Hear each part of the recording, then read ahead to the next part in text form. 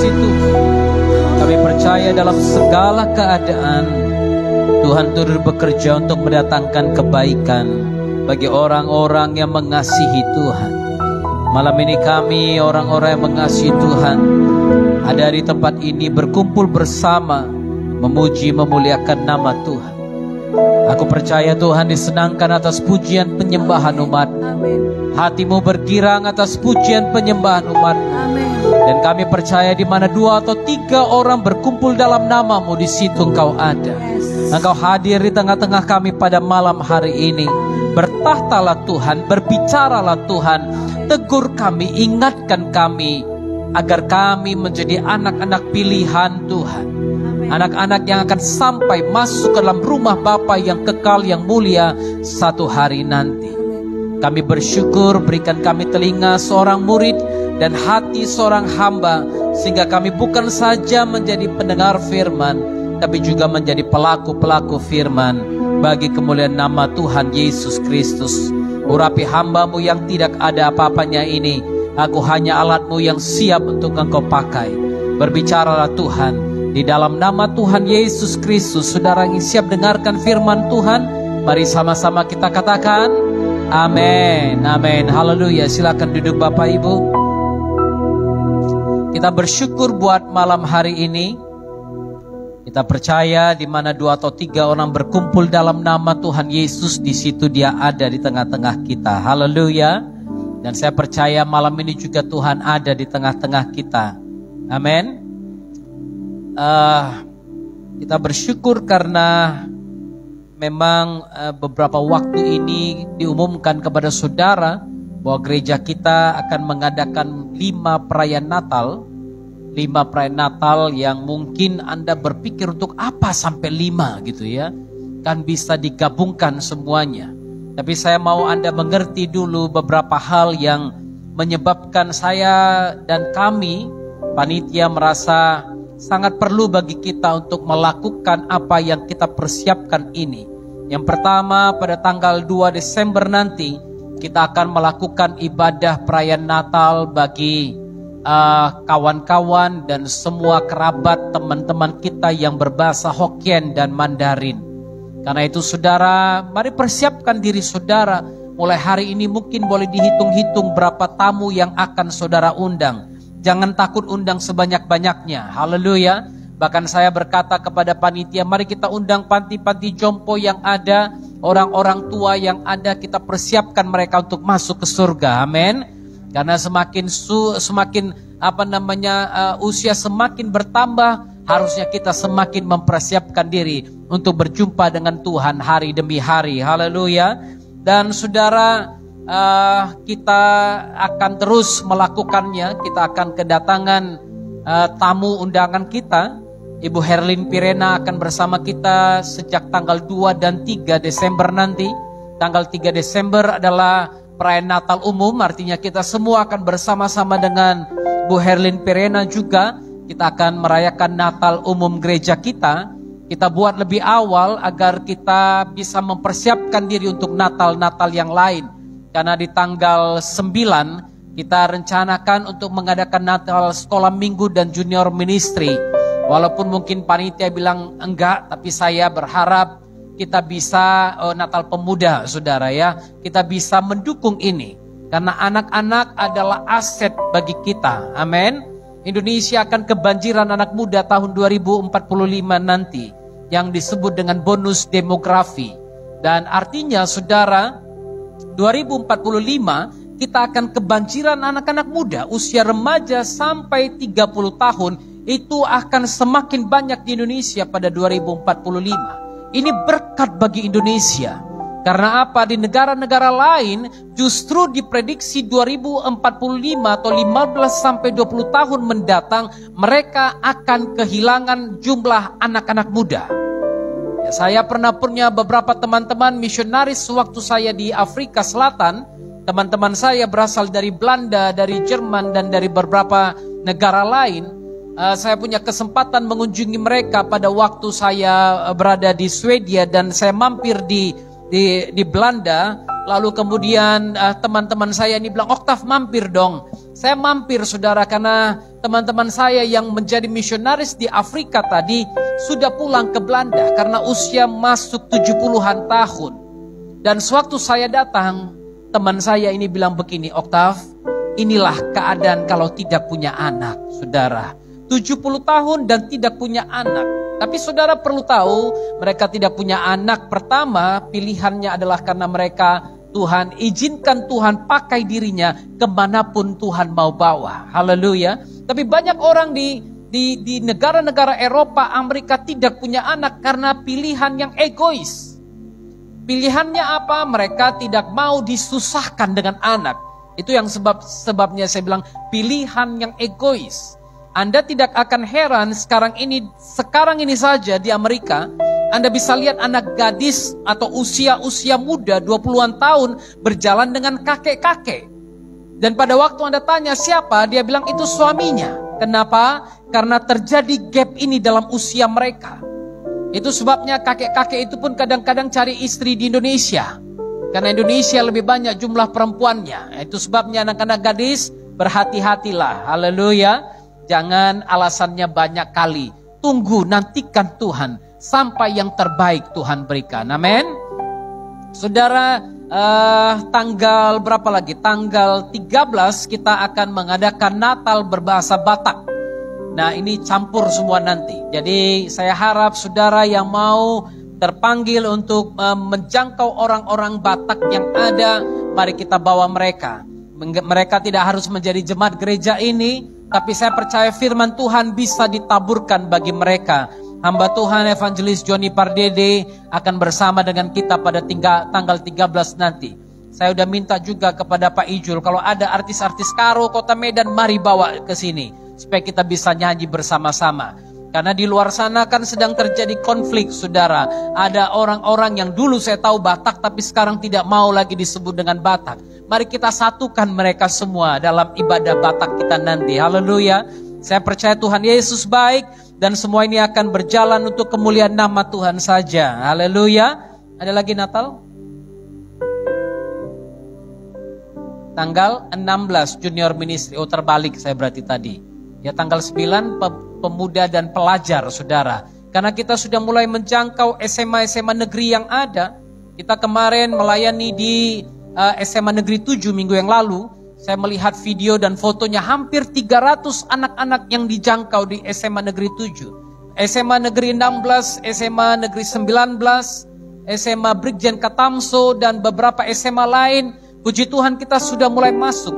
Dan saya percaya inilah yang harus kita persiapkan. Inilah tugas gereja. Bukan hanya sebatas di hari Minggu berkumpul di sini, tapi di hari-hari lain kita bersama dengan anak-anak kita yang ada di sekolah dan di tempat-tempat yang lain. Dan saya percaya nama Tuhan pasti akan dimuliakan. Anak-anak ini akan menjadi hamba-hamba Tuhan yang dahsyat. Anak-anak ini akan masuk ke parlemen nanti. Anak-anak ini akan menjadi pemimpin-pemimpin di bangsa kita satu hari nanti. Dan doa saya dengan pelayanan yang dilakukan bersama Amazing Ministry, kita akan melihat orang-orang yang berdiri bagi bangsa ini. Orang-orang yang pikirannya diubahkan bagi bangsa ini. Orang-orang yang melayani bukan untuk uang.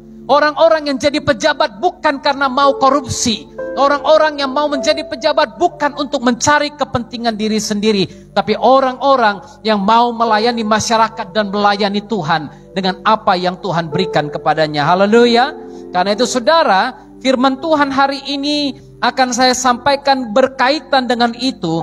Agar saudara mengerti bahwa Tuhan mengumpulkan kita, Tuhan memanggil kita untuk menjadi berkat. Haleluya. Banyak hal yang harus kita lakukan. Saya melihat panitia Natal membuat budget sekitar 60 juta.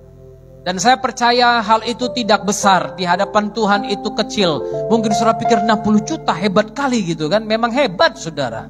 Pekerjaan Tuhan itu hebat saudara. Untuk menjangkau orang di Pegunungan Bintang, kami harus charter pesawat sampai ke sana.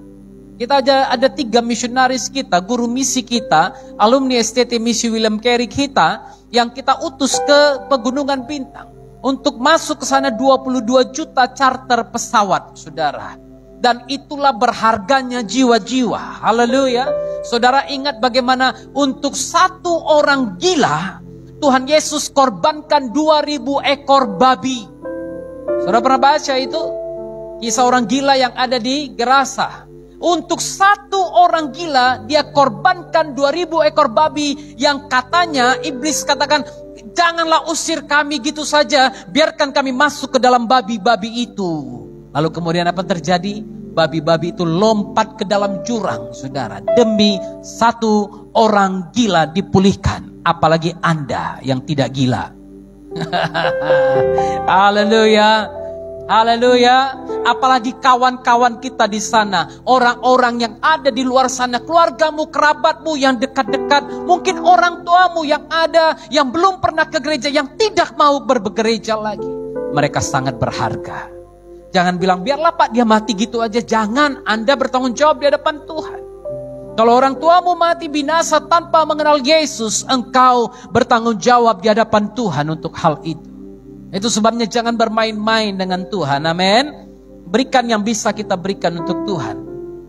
Saya akan mengangkat firman Tuhan dari 2 Korintus pasal yang ke-8 hari ini. 2 Korintus pasal yang ke-8 ayat 1 sampai ayat 4. Lembaga Alkitab Indonesia memberikan perikopnya pelayanan kasih. Saya tambahkan sedikit. Saya tambahkan memberi sebagai bentuk pelayanan kasih. Haleluya. Saudara, mari kita baca ayat 1 sampai ayat yang keempat. Saya baca ayat 1, saudara baca ayat 2, demikian selanjutnya sampai ayat yang keempat. Siap? Ayat 1, saudara-saudara, kami hendak memberitahukan kepada kamu tentang kasih karunia yang dianugerahkan kepada jemaat-jemaat di Makedonia.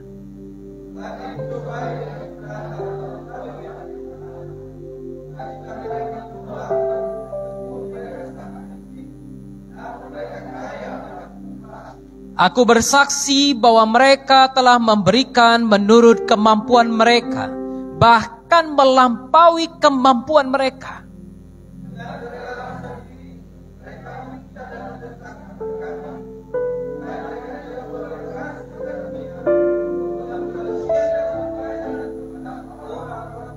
Haleluya. Anda bisa perhatikan ada 4 hal yang saya temukan di sini. Kalau kita siap 4-4-nya puji Tuhan. Tapi kalau tidak kita bisa lanjutkan di lain waktu. Tadi pagi saya mau membahas 4-4-nya tadi, cuma 2 yang bisa saya bahas. Tapi hari ini, malam ini saya berharap kita dapat melihat dengan baik. Saudara perhatikan yang pertama, pada waktu Anda membaca ini, Paulus katakan, saudara-saudara, kami hendak memberitahukan kepadamu tentang kasih karunia yang dianugerahkan kepada jemaat-jemaat di Makedonia. Haleluya. Perhatikan baik-baik. Apa yang kita buat, perbuatan baik yang Anda buat, tidak akan pernah dilupakan Tuhan. Haleluya. Saudara perhatikan bagaimana Paulus menyampaikan kepada jemaat di Korintus apa yang dilakukan oleh jemaat di Makedonia. Orang yang bermurah hati tidak akan pernah kekurangan berkat Tuhan. Orang yang bermurah hati pasti dipuji Tuhan. Bukan hanya Tuhan yang memuji, manusia juga pasti memuji. Saudara lihat ini, kejadian ini mungkin sekitar 2000 tahun yang lalu. Tapi sampai hari ini kita masih membicarakan apa yang diperbuat oleh jemaat Makedonia. Kita nggak tahu apa yang sedang Tuhan tantang kita untuk lakukan hari ini. Kita nggak tahu kenapa dalam keadaan seperti ini kita masih berani buka ibadah kedua. Misalnya saja saudara. Karena nggak gampang saudara. Tiap bulan kalau datang tagihan saya akan terkejut-kejut. Saya bilang Tuhan udah masuk Tuhan. Tapi saudara kadang-kadang untuk melakukan pekerjaan Tuhan, seorang hamba Tuhan harus berani menghadapi tantangan yang ada. Kalau dia tahu bahwa Tuhan bersama dia, maka dia akan berani melakukan apa saja. Haleluya. Seperti lagu kita tadi. Bersamamu Bapa, ku lewati semua. Amin. Kalau engkau bersama Bapa, engkau pasti akan melewati semua masalah. Kalau engkau bersama Bapa, engkau pasti akan melewati setiap persoalan-persoalan yang sedang kau hadapi. Kenapa? Bapa tidak akan biarkan anaknya sendiri. Haleluya. Tidak ada bapa yang normal, maafkan saya kalau saya katakan bapak yang normal. Karena kenyataannya ada bapak yang tidak normal. Betul kan? Lihat dulu kiri kanan, Anda bapak yang normal? Lihat kepada bapak-bapaknya dulu ini ya kan. Pak, Anda bapak yang normal? Haleluya, asli ya, ini normal-normal lah semua ini, puji Tuhan. Bapak yang normal pasti peduli dengan anak-anak. Amin. Bapak yang normal tidak akan bisa tenang pada waktu anaknya belum siap menghadapi sesuatu. Lalu kemudian anaknya bilang, Pak, aku mau lakukan ini. Bapak yang normal dia akan bilang, jangan dulu. Umurmu belum cukup, kau belum bisa. Tapi kalau anaknya ngotot, bapaknya gak ada punya pilihan lain. Dia bilang, ya udahlah. Gitu kan. Tapi hatinya berat gak? Hatinya berat. Dari jauh mungkin dia akan lihat. Dia akan pantau, dia akan perhatikan jalannya gimana. Jatuh enggak? Ada masalah enggak? Ada kekurangan enggak? Haleluya. Haleluya. Itu bapak yang normal, itu bapak yang baik. Amin. Saya tinggal di Afrika Selatan 3 tahun. Satu hari saya sampai sekitar bulan 9 atau bulan 10. Menjelang ulang tahun saya. Jadi saudara bayangkan tahun 2000 saya ulang tahun itu di Afrika Selatan. Waduh saudara, baru sampai di asrama. Asramanya juga asrama kejam saudara. Saya sampai di sana, malam ulang tahun saya nangis sendiri. Karena biasa dirayakan, waktu itu gak ada yang rayakan saudara. Saya juga orangnya gak suka buat di Facebook, selamat ulang tahun untuk diriku sendiri. Kadang-kadang kan ada orang kayak gitu, happy birthday to me katanya kan. Saudara, kadang-kadang narsisnya berlebihan gitu. Kalau nggak ada yang ngucapin ya udahlah, tenang-tenang aja gitu kan. Hari ini saya berulang tahun saudara. Tapi saya bersyukur tadi pagi saya diberikan kejutan oleh jemaat ini. Amin. Anak-anak bawa bunga. Saya pikirnya mereka beli bunga, rupanya dicopotin dari sini saudara. Tapi haleluya, saya berbahagia, saya senang. Karena apa? Anak-anak kecil semua kasihkan bunga kepada saya. Happy birthday Bapak Gembala. Katanya, wah saudara, something special ya kan. Ibu-ibunya masak, jadi kalau Anda yang datang malam, sayang sekali. Hah? Oh masih ada katanya, puji Tuhan kalau gitu. Haleluya. Jadi Anda bisa makan lagi bersama kami nanti. Lihat saudara, ibu-ibunya siapkan makanan. Karena apa? Mereka sayang dengan Bapak Gembalanya. Mereka peduli dengan Bapak Gembalanya. Amin. Saya berterima kasih untuk semua yang saudara lakukan. Bapak yang baik pasti peduli. Saya ingat satu hari saya berada di Afrika Selatan. Bapak saya memang tidak tipe orang yang suka cakap-cakap sebelum sakit saudara. Ya mungkin seperti saya juga. Saya pertama kali terima surat dari bapak saya. Ucapan selamat Natal di bulan Desember. Kata-kata yang diucapkan kepada saya bilang begini. Saya ini saudara dulu sebelum masuk teologi. Saya pernah kuliah di Universitas Harapan. Ambil tadinya D3. Lalu kemudian S1 Bahasa Inggris. Lalu di saat yang sama saya kuliah lagi paginya ambil S1 Trikom. Waktu itu akuntansi komputer, saudara. Jadi kemudian dibuka STT Misi William Carey, saya masuk lagi ke STT Misi William Carey. Jadi waktu saya terima surat pertama dari bapak saya, dia bilang begini kepada saya. Kali ini belajarlah yang betul. Jangan lompat sana, lompat sini macam monyet. Itu surat yang saya terima dalam bentuk kartu Natal. Saya buka kartu Natal, saya bilang, bapakku ini memang kejam kali bah. Surat pertama dia bilang, jangan lompat sana, lompat sini macam monyet.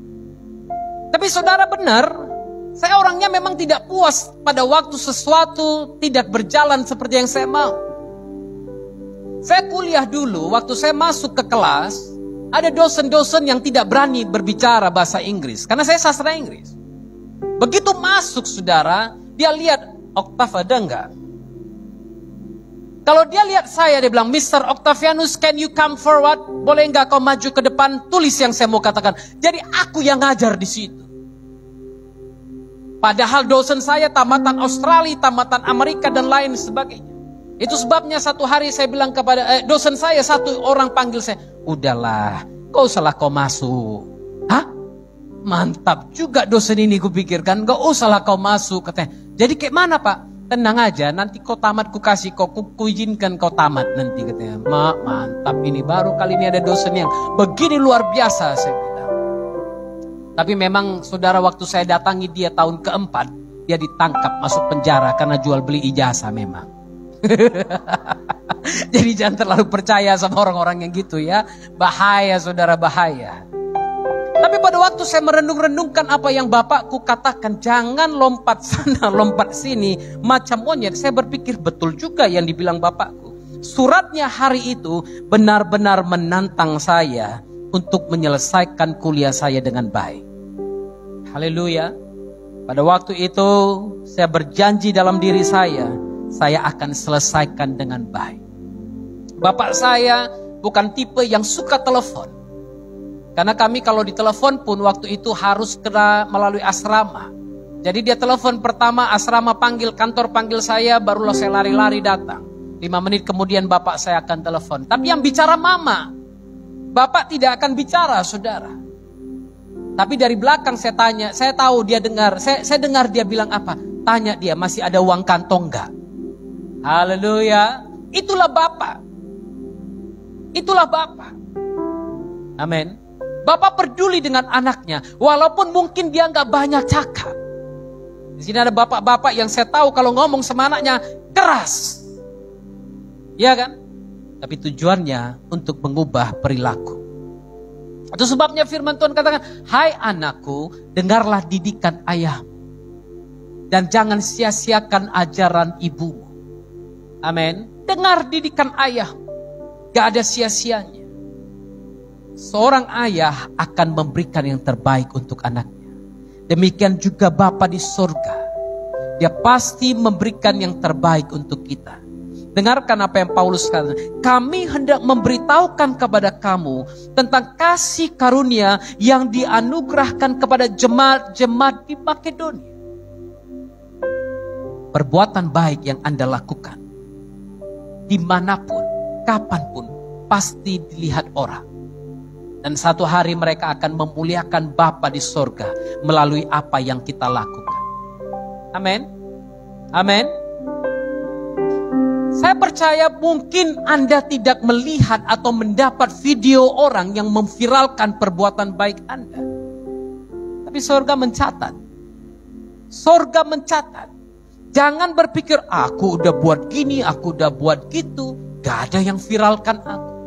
Kadang-kadang kami dalam hati gitu juga. Kami sudah membiasiswakan orang-orang S1 saja, saudara. Mungkin ada 300 orang yang pernah kami biasiswakan sampai hari ini. Ada yang tinggal dengan kami, ada yang tidak tinggal, tapi beasiswa kuliah. Sampai tamat. Kadang-kadang kita lihat di Kick Andy gitu kan. Ada orang-orang yang katanya membina anak-anak panti asuhan, melakukan ini. Masuk Kick Andy dia, masuk Metro TV gitu kan. Ada cemburu juga dikit. Lah, kita gak pernah ya digini-giniin gitu. Tapi saudara, saya percaya surga mencatat itu. Surga mencatat itu. Amin. Hari ini saya ulang tahun anak-anak saya mulai dari Papua sampai Sumatera. Semuanya kirim WA kepada saya. Ada yang kirim video kepada saya. Ada yang bilang, Dedi selamat ulang tahun. Ada yang bilang, Bapakku selamat ulang tahun. Itu merupakan sukacita. Haleluya. Mungkin ada sekitar 100-an orang yang hari ini bilang, selamat ulang tahun Bapakku. Waduh saudara, itu sukacita bagi kami. Memang manusia tidak melihatnya, tapi aku tahu Bapakku di surga melihatnya. Amin. Apa yang Anda tabur, mungkin dia akan tenggelam dulu. Tidak kelihatan, tidak dirasakan siapapun. Gak ada yang bilang apapun. Tapi satu hari nanti sama seperti roti tadi. Dia akan naik ke atas. Dia akan mulai kembang. Dan kemudian ikan-ikan akan mulai memakannya. Pecahlah dia. Tersebarlah kemana-mana. Dan memberkati semua yang ada di kolam atau danau atau sungai. Haleluya. Berbuat baiklah terus. Amin. Jangan takut berbuat baik. Jangan takut berbuat baik. Kenapa? Bapa di surga mencatat. Bapa di surga mencatat. Hari ini anakku ini melakukan ini. Hari ini dia membantu orang susah. Hari ini dia beri makan tetangganya yang tidak punya makanan. Hari ini dia melakukan ini, melakukan itu. Dan saya percaya kalau Paulus bisa menyampaikan ini kepada jemaat di Korintus, bagaimana lagi dengan Bapa di surga? Anda mungkin tidak tahu, kita mungkin tidak sadar, ada komunikasi terjadi di surga. Kau lihat gak anakku yang itu? Dia suka membantu, dia suka memberi, dia melayani aku dengan sepenuh hati. Jaga dia. Hei, ini dia saudara. Haleluya. Makanya waktu kita berjuang masuk ke sini, ada orang-orang di luar sana bilang, oh Octavianus itu backingnya hebat. Backingnya dari luar negeri. Backingnya orang-orang asing. Wah, salah dia. Backingku bukan dari luar negeri, backingku dari surga. Haleluya. Backing kita dari surga. Backing jemaat GK Mercy bukan orang dari Amerika. Gak ada yang bantu kita dari Amerika. Gak ada yang bantu kita dari Singapura, dari Jepang, dari Korea. Gak ada. Yang bantu kita siapa? Yesus Tuhan kita. Haleluya. Anda duduk di sini, Anda bernyanyi. Mungkin Anda merasa kok banyak yang bangku yang masih kosong. Insinyur Niko pernah menulis lagu, dia bilang begini. Bersama malaikat di surga. Nyanyi. Ketinggian saudara. Pujian bermazmur bagimu, muliakan namamu. Yesus, aku memujimu. Tanganku ku naikkan. Tanganku ku naikkan padamu. Masuk dalam hadiratmu. Haleluya. Rasakan kasihmu, ku jadi milikmu. Yesus, aku menyembahmu. Haleluya. Anda tidak pernah sendiri. Walaupun dalam kamarmu kau menyembah Tuhan, bernyanyi, kau nangis-nangis, aku sendiri terus Tuhan. Taulah, ketahuilah, malaikat Tuhan bersama dengan engkau. Haleluya. Engkau tidak pernah sendiri dan engkau tidak pernah dibiarkan sendiri. Haleluya. Kalau suamimu gak mau menyembah bersamamu, istrimu gak mau menyembah bersamamu, ada malaikat-malaikat di surga yang menyembah bersama dengan engkau. Haleluya. Haleluya. Tepuk tangan untuk Tuhan Yesus, saudara. Perbuatan baik pasti akan mendapatkan berkat Tuhan, perkenanan Tuhan. Yang pertama, poin pertama, baru masuk poin pertama. Inilah gawatnya Pak Oktav ini. Ada 4 poin katanya, poin pertama pun tak siap-siap, belum lagi dimulai. Rupanya baru poin pertama pula itu ya kan. Poin pertama, saudara, Anda perhatikan firman Tuhan. Ayat 2 katakan, selagi dicobai dengan berat dalam pelbagai penderitaan, sukacita mereka meluap, dan meskipun mereka sangat miskin, namun mereka kaya dalam kemurahan. Ada satu hal yang saya perhatikan, bahwa ternyata memberi juga merupakan suatu karunia yang diberikan Tuhan. Haleluya. Giving is a gift. Karunia. Memberi itu ada karunia. Itu sebabnya Anda bisa lihat dalam Roma pasal yang ke-12 ayat yang ke-8. Paulus menulis kepada jemaat di Roma. Jika karuniamu, ayat yang ke-8 jika siapa yang membagi-bagikan sesuatu, hendaklah ia melakukannya dengan hati yang ikhlas. Lalu siapa yang menunjukkan kemurahan, hendaklah ia melakukannya dengan sukacita. Itu sebabnya tidak semua orang yang punya karunia dalam memberi. Haleluya. Saya punya beberapa orang nenek-nenek saya yang pekerja keras. Pekerja keras. Dan saya tahu ada seorang nenek kami yang jualan bumbu, saudara. Bumbu itu dia buat sendiri, biasanya. Makanya saya paling senang kalau cium, misalnya ada di rumah kelapa itu digongseng lalu dijadikan mie. Wah, saya senang kali karena saya teringat dengan nenek saya. Nenek saya ini kadang jualan di pajak Hong Kong, saudara. Dia bawa nanti keranjang 2, lalu dia naik angkot kemudian jalan. Sore hari nenek saya punya rumah, ya rumah orang tua mereka di Jalan Moratakus di belakang Janul Arifin, dekat samping Sun Plaza. Moratakus nomor 9. Itu tempat saya bermain-main sewaktu kecil. Saudara, satu hari saya selalu duduk di depan itu dan saya selalu menunggu nenek ini pulang. Nanti dia akan pulang dengan keranjangnya di tangan. Lalu saya selalu tahu ada sesuatu yang ada dalam keranjang itu. Saya suka sekali makan lupis. Dulu waktu masih kecil, saudara, kalau nggak ada lupis saya nggak akan sarapan. Kalau tidak ada lupis dan cenil, saya nggak akan sarapan. Nenek saya ini pekerja keras. Pagi-pagi dia akan berangkat ke pajak, ke pasar untuk jualan. Lalu kemudian dia pulang. Dia akan selalu membawa sesuatu kepada saya. Saudara, memberi adalah karunia. Haleluya. Paling berapa sih yang dia dapat jualan bumbu, saudara? Gak banyak. Dan satu hari, ada seorang nenek kami juga, ada 2 sebenarnya keluarga kami yang jual bumbu. Nenek yang satu lagi itu juga cerewetnya minta ampun. Tapi setiap dia pulang dari pasar selalu ada yang dia simpan. Kebetulan dia sayang sekali dengan kami. Saya ingat bahkan rumah yang saya tinggal itu pun adalah rumah nenek saya dulu di Mongon City. Sekarang menjadi kantor STT juga. Dari jualan bumbu. Kenapa? Memberi adalah karunia. Memberi adalah karunia. Ada orang yang kaya raya tapi tidak tahu memberi. Ya kan? Ada orang punya semuanya tapi tidak tahu memberi. Sehingga pada akhirnya dia mati tanpa meninggalkan apapun yang berarti kepada angkatan-angkatan sebelumnya, kepada keluarga besarnya. Kenapa? Tidak tahu memberi. Tapi saudara perhatikan di sini apa yang Paulus katakan. Siapa yang membagi-bagikan sesuatu, hendaklah yang melakukannya dengan hati yang ikhlas. Kalau memberi dengan hati yang berat, mau kasih misalnya, kasih kacamata ini.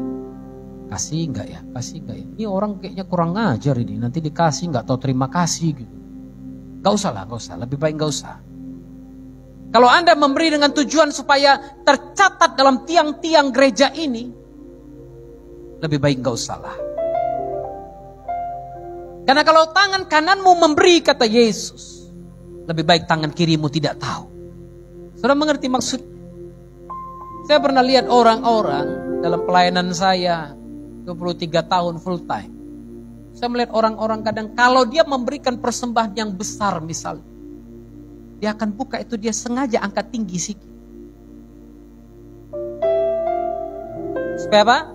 Supaya dilihat orang lain. Tapi Yesus katakan apa? Barang siapa yang melakukan itu, dia sudah menerima upahnya. Iya kan? Kenapa? Apa upahnya, Pak? Dia dipuji orang. Persembahannya gede, woi. Itulah upahnya. Iya kan? Supaya dilihat orang. Tapi kalau engkau memberi dari hati, gak usah dikucuk-kucuk juga, lipat dengan rapi. Letakkan itu dengan sukarela. Amin. Anda lihat orang gak punya apa-apa, bagikan itu. Gak perlu dia lihat muka Anda pun. Gak perlu Anda selfie. Sebentar ya Pak, foto ya. Untuk apa? Lebih baik gak usah memberi kalau begitu. Ya kan? Kita selalu membagikan sesuatu pada akhir tahun. Atau pada waktu ada lebaran dan lain sebagainya. Saya memang selalu angkat foto, berikan foto. Supaya apa? Supaya jemaat melihat. Hanya untuk jemaat.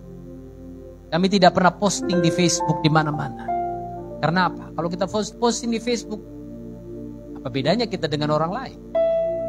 Haleluya. Memberi dengan kerelaan hati. Dengan hati yang ikhlas. Siapa yang menunjukkan kemurahan, hendaklah ia melakukannya dengan sukacita. Haleluya. Jadi kalau Anda mau tunjukkan kebaikan kepada orang lain, jangan mukamu muram. Karena disuruh suamiku nyamake ku kasih kau. Itu gak ada gunanya. Saya paling senang pada waktu menghadiri ibadah orang Nigeria. Orang-orang di Afrika lah, bukan hanya Nigeria. Pernah Anda lihat, saudara? Coba sekali-sekali lihat di YouTube. Bagaimana orang Nigeria membawa persembahan kepada Tuhan. Kita kan kalau datang sini, makanya saya nggak mau pakai kantong-kantong. Kita nggak ada persembahan pakai kantong. Aku bukan pengemis minta-minta sama Anda. Ya kan? Kalau kantong apa bedanya kita sama orang-orang yang minta-minta di pinggir jalan sana? Kan bawa kantong juga. Sambil nyanyi, di gitarnya ada kantong. Ya kan, sama aja kan, kayak kita punya tim musik, lalu kemudian kantong siap nyebar gitu. Kenapa? Udah dengar kau bayarlah. Kan gitu kan. Kita enggak. Sengaja saya bilang, datang ke depan, berikan. Berapapun yang kau berikan dengan sukacita. Lihat orang di Afrika, saya enggak pandai nari, saudara. Tapi kalau mereka maju ke depan memberi, waduh lama. Kenapa? Sambil memberi dia bisa nari-nari, goyang-goyang lama, saudara. Kebetulan salah satu adik ipar saya dari Nigeria. Jadi sering saya diundang dulu ke gereja Nigeria. Jadi saya tahu bagaimana mereka memberi untuk Tuhan. Saya tahu bagaimana pelayanan saya selama beberapa tahun, mereka memberi untuk Tuhan. Sambil bersuka cita. Sambil menari-nari. Haleluya. Karena itu mulai sekarang kalau memberi di sini, janganlah mukanya muram. Kadang-kadang kami yang duduk di sana pun, mak ngeri juga lihat sekawan ini gitu kan.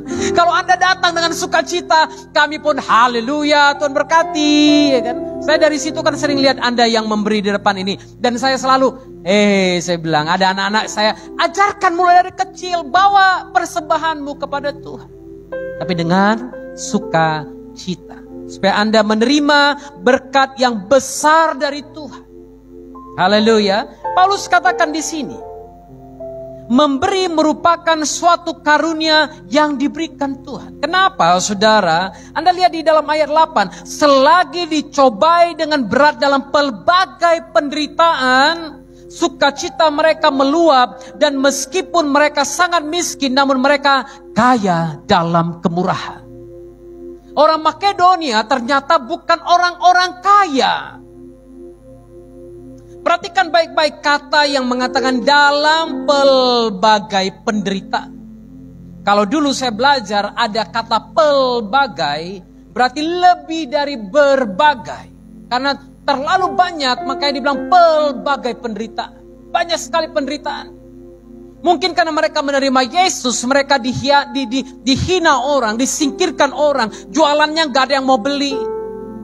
Kenapa? Oh ini orang-orangnya Kristus ini. Mereka tidak mau membeli. Mereka mengalami banyak penderitaan. Tapi sukacita mereka meluap. Dan meskipun mereka sangat miskin, namun mereka kaya dalam kemurahan. Mereka bukan orang kaya. Paulus mengatakan mereka, meskipun mereka sangat miskin. Sangat miskin. Saya nggak tahu apakah ada di antara saudara di sini mengatakan engkau miskin. Saya ini Pak penerima BLT, bantuan langsung tunai pemerintah. Maafkan saya kalau saya katakan ini. Seharusnya Anda yang mengatakan aku anak raja, engkau anak raja, kita semua anak raja. Harusnya kita nggak pakai BLT. Masa anak raja terima BLT? Makanya namanya Raja Napolgos. Raja pengemis, saudara. Iya kan? Raja pengemis yang masih terima sedekah bantuan. Anak Tuhan, anak raja harusnya membuka lapangan kerja bagi orang lain. Bukan terima bantuan. Haleluya. Harusnya kita membuat orang-orang diberkati dari kita. Karena itu kalau ada orang misalnya Kepling gak kasih Anda BLT, Jangan ngamuk-ngamuk. Kenapa? Dianggap engkau kaya. Haleluya. Anak Tuhan pasti dilihat orang, kaya kali dia. Tiap minggu pakai kebaya pergi gereja, rambut konde sasak tinggi gitu kan. Kayak mana nggak dilihat kaya? Mana ada orang gereja, orang Kristen pergi ke gereja nggak pakai sasak tinggi? Iya kan? Haleluya. Mana ada orang Kristen ke gereja bajunya nggak rapi? Betul nggak? Nggak pernah kan saudara pakai sarung ke gereja? Anda pernah. Anda ke gereja pasti cantik, pasti rapi, pasti berdandan. Makanya Kepling yang lihat bilang, oh pura-pura miskin. Kayanya dia, lihat nih, tiap minggu ke gereja kayak gini, emasnya lihat. Haleluya. Kenapa? Anda anak raja. Anda berbeda. Haleluya. Kalau nggak dikasih, biarkan saja. Jangan ribut dengan pemerintah karena BLT. Biarkan orang-orang susah di luar sana yang dapat. Ya kan? Di luar sana banyak orang susah, saudara. Itu sebabnya dibantu pemerintah terus. Dia punya mobil 2 pun masih susah ngakunya. Ya kan? Saya banyak lihat di media sosial. Dia Pak dibantu loh Pak. Mobilnya ada 2 Pak. Tapi dapat terus bantuan BLT. Biarkan. Dia punya mobil 2 tapi mentalitasnya mentalitas kere. Mentalitas miskin. Miskin bicara tentang mentalitas. Cara pikir. Cara pandang. Haleluya. Karena dia tidak pernah puas dengan apa yang ada padanya. Itu sebabnya firman Tuhan katakan, cukupkan dirimu dengan apa yang ada padamu. Kalau engkau cukupkan diri dengan apa yang ada padamu, engkau pasti bisa menikmati berkat Tuhan dengan sukacita. Haleluya. Walaupun makan pakai buncis dan tauge, Anda tetap bisa bersukacita. Haleluya. Walaupun makannya cuma pakai tempe goreng dan tahu goreng, Anda tetap bisa bersukacita. Haleluya. Apalagi kalau makannya nanti pakai saksang, Anda pasti akan lompat-lompat bersukacita. Haleluya. Kenapa? Berkat Tuhan yang terus ada di rumah kita. Amin. Jadi jangan pernah bilang aku miskin. Jangan pernah datang ke gereja dengan mentalitas miskin itu. Terus menabur. Karena firman Tuhan katakan, camkanlah ini. Orang yang menabur banyak akan menuai banyak. Kenapa orang terus miskin? Karena dia tidak tahu menabur. Saudara tanyakan kepada jemaat GK Mercy. Yang dulunya mungkin kehidupannya susah. Tanya mereka yang setia kembalikan perpuluhan. Tanyalah mereka yang setia menabur. Tanyalah mereka yang tahu memberikan yang terbaik untuk hamba-hamba Tuhan. Saya percaya Anda bisa lihat kehidupan mereka berubah. Haleluya. Anda bisa lihat kehidupan mereka berubah. Karena apa? Orang yang menabur banyak pasti akan menuai banyak. Tapi orang yang menabur sedikit akan menuai sedikit pula. Orang yang tidak menabur tidak akan pernah menuai. Karena itu jangan berharap Anda bisa menuai kalau Anda tidak tahu menabur. Ya kan? Anda punya tanah misalnya. Tapi Anda tidak mau kerjakan apa-apa. Lalu Anda berdoa dan Anda berpikir, kapan tumbuh? Kapan tumbuh? Kapan? Apa yang mau tumbuh? Yang tumbuh apa? Semak. Ya kan? Paling-paling semak itu dijual kemana? Tukang lembu. Untuk kasih makan lembu. Ambil sebanyak-banyaknya pun harganya pasti sedikit. Tapi ambillah 100 butir beras, padi atau bibit benih. Lemparkan ke tanahmu. Lihatlah bukan 100 butir atau 100 yang akan muncul. Tapi banyak yang akan muncul. Lebih dari yang Anda harapkan. Kenapa? Itulah prinsipnya menabur. Tabur, tabur, tabur. Maka engkau akan menuai. Haleluya. Mereka sangat miskin namun mereka kaya dalam kemurahan. Hatinya penuh dengan sukacita. Dia tahu memberi. Amin. Saya nggak tahu berapa banyak saudara yang kadang-kadang pada waktu Anda memberi, orang gak hargai. Orang tuduh Anda begini, tuduh Anda begitu. Terus memberi. Amin. Karena firman Tuhan katakan, berilah maka kamu akan diberi. suatu takaran yang baik, yang dipadatkan, yang digoncangkan, dan yang melimpah keluar, itu akan diberikan kepadamu dalam ribaan. Haleluya. Takaran, saudara, dipadatkan, digoncangkan, lalu dia melimpah. Orang yang memberi akan menerima bukan saja apa yang Tuhan berikan, tapi saudara lihat, kata melimpah berbicara mengenai apa? Sekelilingmu akan merasakannya. Itulah artinya melimpah. Pada waktu dia luber keluar, saudara, dari takaran itu, maka sekelilingnya juga akan basah, akan merasakan berkat itu. Itu sebabnya kalau Anda diberkati Tuhan, kalau aku diberkati Tuhan, tapi ada saudara-saudaraku yang belum mengalami itu, Anda harus tanyakan dirimu sendiri. Haleluya. Anda harus tanyakan dirimu sendiri. Kalau Anda kaya raya punya segalanya, tapi adikmu miskin melarat makan pun susah, jangan sebut dirimu kaya. Saya berani katakan Anda adalah orang termiskin di dunia, karena Anda tidak tahu mengangkat orang lain. Amin. Yang ketiga, wah puji Tuhan, ibadah sore saya bisa lebih cepat. Perhatikan, mereka sangat miskin, namun mereka kaya dalam kemurahan. Aku bersaksi bahwa mereka telah memberikan menurut kemampuan mereka, bahkan melampaui kemampuan mereka. Perhatikan ini, yang ketiga saya katakan apa? Giving with sacrifice. Memberi dengan berkorban. Ada orang memberi bukan dengan berkorban. Iya kan?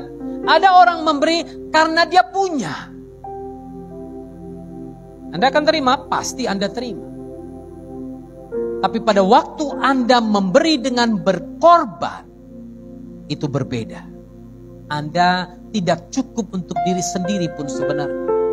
Tapi Anda lihat ada yang lebih butuh, ada pekerjaan Tuhan yang lebih butuh, dan Anda menabur di sini. Maka Anda akan menerima yang tidak terpikirkan oleh Anda. Jadi pagi saya cerita tentang seorang yang pernah kami doakan. Satu hari saya berkhotbah di Jakarta, dan saya tantang mereka untuk menabur bagi pekerjaan kita di Papua. Selesai ibadah saya doakan satu persatu, dan saya sampaikan apa yang Tuhan ingin sampaikan kepada mereka.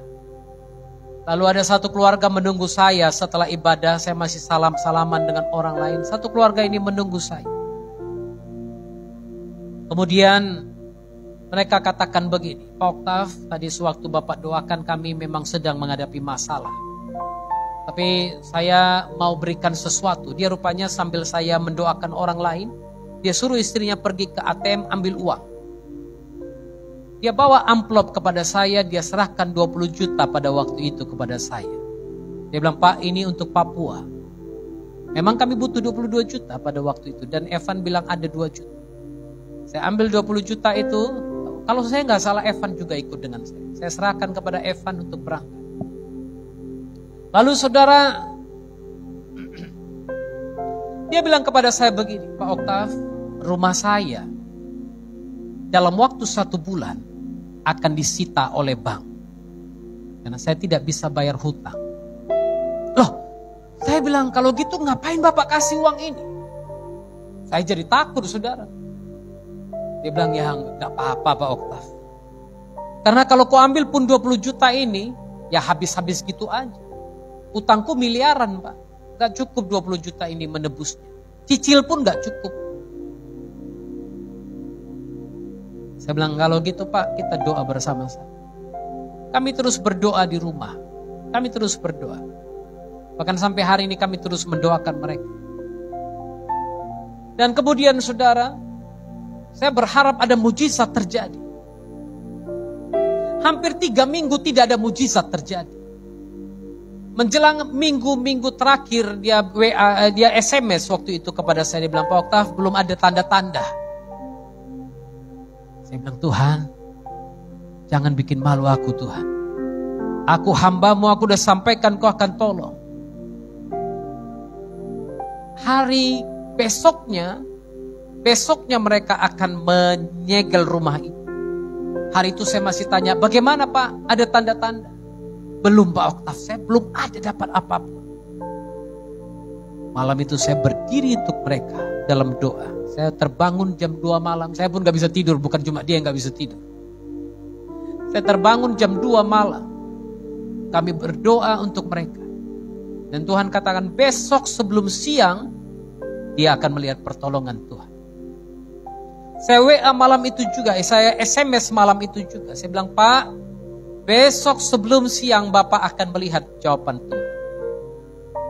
Saudara, jam 10 pagi dia masih WA saya. Dia bilang, Pak Oktav belum ada tanda-tanda, kita pasrah ya. Saya bilang, kita pasrah kepada Tuhan. Saya tunggu sampai jam 3, saya belum terima jawaban. Jam 3 lewat sedikit dia telepon saya. Dia bilang, Pak Oktav puji Tuhan. Saya bilang, kenapa? Karena saya juga menunggu kesaksiannya. Jam 11 siang, ada orang yang menelepon saya. Saya berikan nama samaran. Dia bilang, Hen, kok namamu ada dalam daftar sita bank kami? Loh, saya bilang, kamu siapa? Kita kan teman SMA dulu. Loh, saya bilang, iya, aku memang sedang punya masalah. Bisnisku sedang dalam keadaan yang berat sekali. Temannya bilang begini, Hen, kira-kira kalau ku kasih waktu 1 bulan, bisa nggak kau selesaikan pada akhir bulan nanti? Dia bilang, yes, aku bisa. Kalau gitu aku suruh yang akan menyegel rumahmu pulang ya, karena mereka sudah di jalan. Haleluya. Haleluya. Tuhan Yesus tidak pernah terlambat menolong siapapun juga. Amin. Dan saudara tahu, tidak lama setelah itu saya diundang mereka untuk ke Jakarta. Waktu saya di Jakarta, dia bilang, Pak Oktav datang ke rumah kita. Saya datang ke rumahnya. Lalu kemudian, Pak Oktav jangan tinggal di mana-mana, tinggal di rumah saya. Saya pikir rumah yang satu lagi udah dijual, rupanya tidak. Itu sudah menjadi kantor bagi pelayanan Tuhan. Kami pernah tinggal di situ. Lalu rumah yang mau disita, saya lihat, saya datang, luah. Saya lihat rumahnya udah tumbuhannya mulai tinggi, gak terawat. Waduh, ini berarti udah disita ini rumah, saya pikir. Tapi waktu saya tanya, Pak, rumahnya kok gelap? Saya bilang, oh enggak Pak, lewatin dikit sebelah kanan. Saya lewatin dikit sebelah kanan, saya bilang, Mak, rumahnya kok besar kali. Rumah yang lama lebih kurang 1000 meter persegi. Saya masuk ke rumah yang baru, ukurannya 3000 meter persegi di tengah kota Jakarta. Lalu saya bertanya, apakah rumah yang lama disita Bang? Oh enggak Pak, kita sudah berhasil melunaskan semuanya. Rumah yang itu saya berjanji kepada Tuhan akan menjadi tempat penginapan hamba-hamba Tuhan. Kami sedang berusaha merenovasi rumah itu supaya jadi berkat bagi hamba-hamba Tuhan. Beri kemuliaan bagi Tuhan Yesus. Haleluya. Tuhan tidak akan mau berhutang kepada siapapun juga. Pada waktu Anda memberi dalam pengorbanan, maka berkat besar menunggu saudara. Yang keempat, perhatikan firman Tuhan. Dengan kerelaan sendiri, mereka meminta dan mendesak kepada kami, supaya mereka juga beroleh kasih karunia untuk mengambil bagian dalam pelayanan kepada orang-orang kudus. Haleluya. Yang keempat, giving with the whole heart. Memberi dengan segenap hati. Jangan tanggung-tanggung. Memberi dengan hati. Banyak orang memberi tidak dengan hati. Sehingga pada akhirnya mereka tidak menerima apapun. Belajarlah memberi dengan hati. Kami dalam pelayanan banyak orang yang berpikir, oh dia dapat bantuan sana, dapat bantuan sini. Karena memang berapa minggu, berapa bulan ini aja. Kita ada tamu dari Malaysia 2 kali, kita ada tamu dari Kanada. Sebentar lagi kita punya tamu, Bapak rohani saya dari Amerika. Ada yang bilang, Bapak rohaninya aja dari Amerika, woi macam mana uangnya woi gitu kan. Tapi saudara tahu kalau Bapak rohani saya datang, tanya, kemarin Pak Fitrianus pakai kamar mandinya, saya berharap Bapak rohani saya duluan yang pakai kamar mandinya. Tapi gak apa-apa lah rekan rohani saya yang pakai saudara. Saya berikan yang terbaik. Saya berikan yang terbaik. memberi harus dengan hati. Walaupun Anda tidak punya, walaupun mungkin untuk Anda pas-pasan, tapi belajarlah memberi dengan hati. Amin. Jangan memberi dengan terpaksa. Kalau Anda memberi dengan kesepenuhan hati, engkau akan melihat berkat Tuhan turun atas. Ajarkan ini anak-anak muda, mulai dari muda, lakukan itu.